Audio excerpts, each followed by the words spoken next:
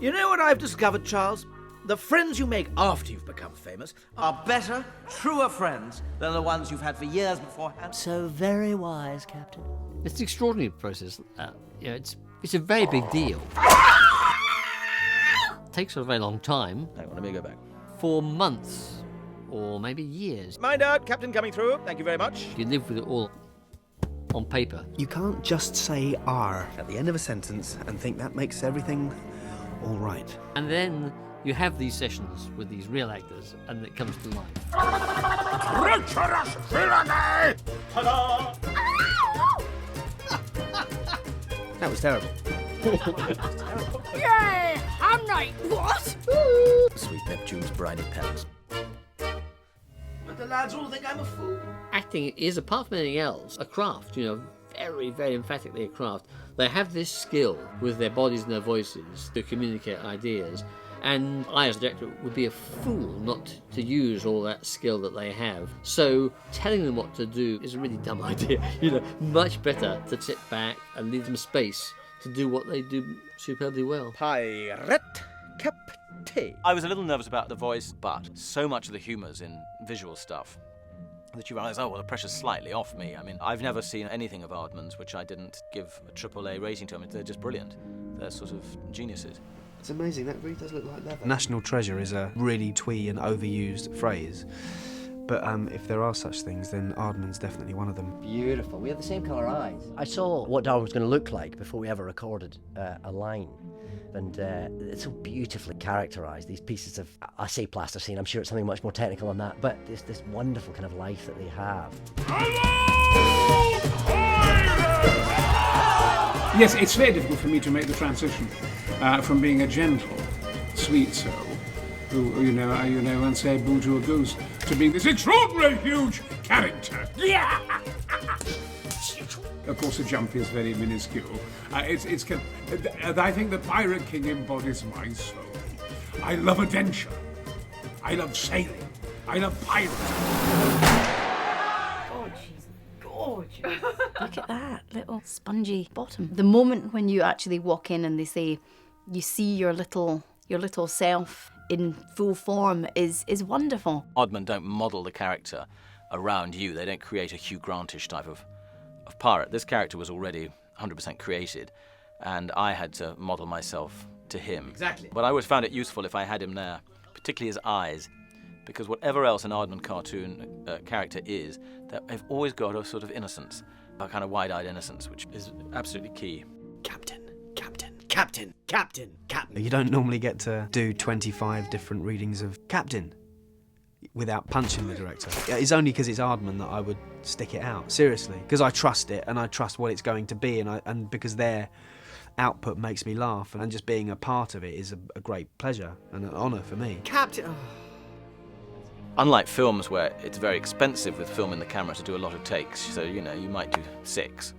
With this, because it's just a recording on a disc with your voice, you go on and on and on and on. You can do 30 takes on one line. I hate pirates. I'm always slightly embarrassed with actors because I'll often say to them, "Oh, try that angrier, try it less angry, try it as if you find the whole thing quite amusing, try it as if you're furiously indignant." Now the actor may reasonably think, doesn't this man know what he wants? The fact is, because it's not happening live in front of you, you do end up assembling it after the event. And I just find in practice, it's safer, easier to have variety, to have options. Yes, Captain.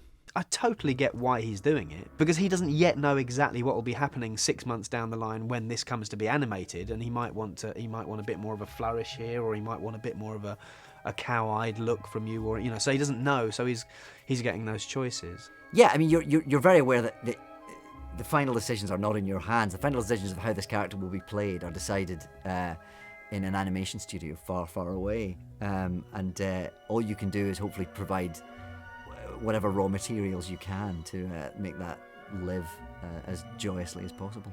Check it out, lovers. The world's biggest diamond.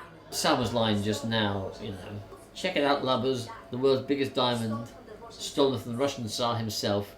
That baby's got my name on it. So there's like 4 parts. It's one line, one take, but there's 4 parts to it. And in practice, you may love the way she said, check it out, lovers, but not so much the way she said the world's biggest diamond. So then you end up cutting between different takes. 18?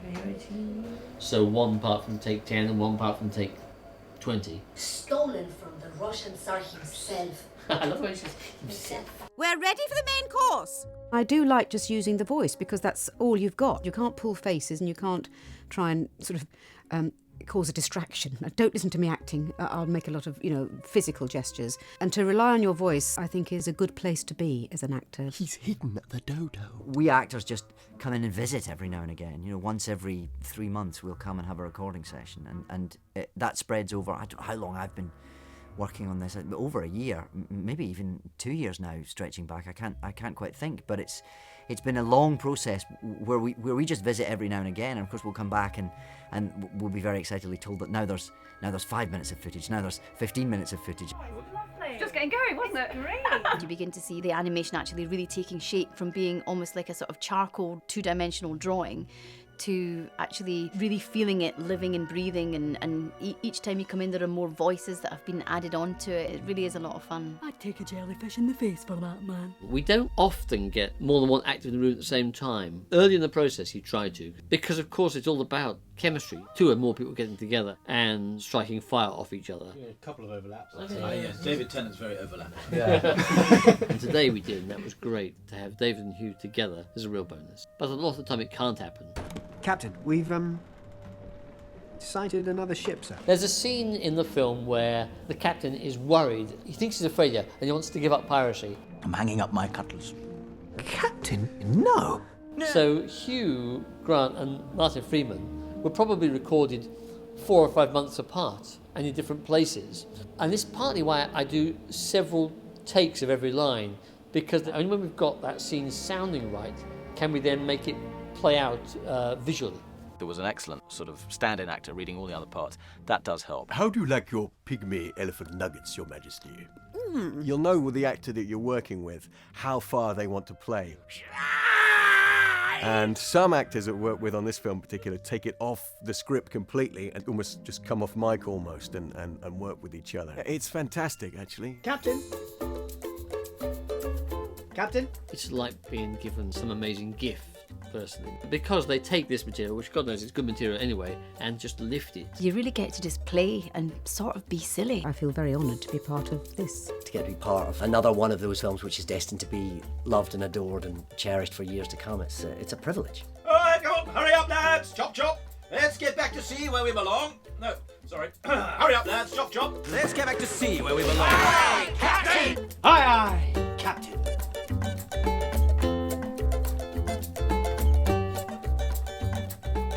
Okay. Aye, aye, Captain.